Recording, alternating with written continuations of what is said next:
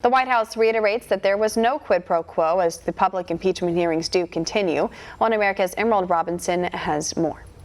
Another day, another impeachment hearing with ranking member of the House Intelligence Committee, Devin Nunes, pulling no punches in his opening statement on Wednesday morning, laying out exactly how he sees the Democrats' impeachment efforts, saying that the Democrats continue to move the goalposts throughout this process.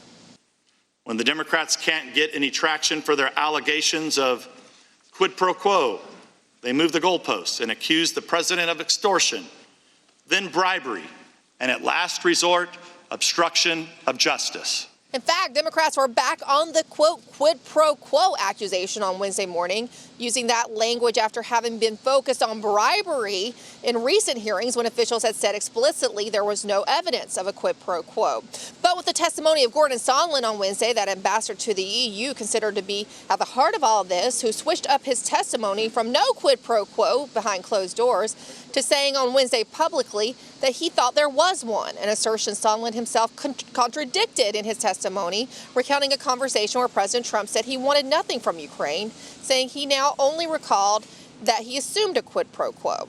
I just said, what do you want from Ukraine? I may have even used a four-letter word. And he said, I want nothing. I want no quid pro quo. A conversation President Trump read aloud before leaving for Austin on Wednesday morning. So he's going, what do you want? What do you want? I hear all these theories. What do you want, right? And now, here's my response that he just gave. Ready?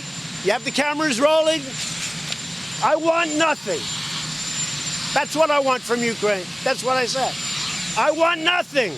But Nunes noted that the destination is set no matter the pathway to get there, as Democrats continue to move towards probable impeachment with enough votes in the House along party lines without Republican support. Nunes turned the words from Democrat leaders on them during his opening statement.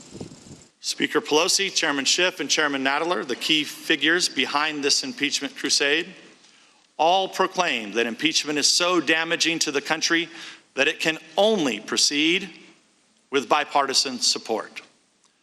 Are those declarations suddenly no longer true? Did impeachment become less divisive? Of course not. They know exactly what kind of damage they're inflicting on this nation, but they've passed the point of no return. Representative Nunes also announced that Republicans intend to subpoena Hunter Biden and the whistleblower for closed-door depositions, along with related documents, including Burisma-associated documents. They also want to subpoena DNC documents related to possible Ukrainian interference in the 2016 election. But those subpoenas will require approval from Intelligence Committee Chairman Adam Schiff, making it unlikely. And while the White House has focused their defense on no quid pro quo, House Republicans are looking at the corruption related to Ukraine. At the White House, Emerald Robinson, One America News. Want to see more videos like this? Click on the link below and subscribe to One America News on YouTube. And call your cable provider and kindly demand that One America News is added to your lineup. Call and subscribe today.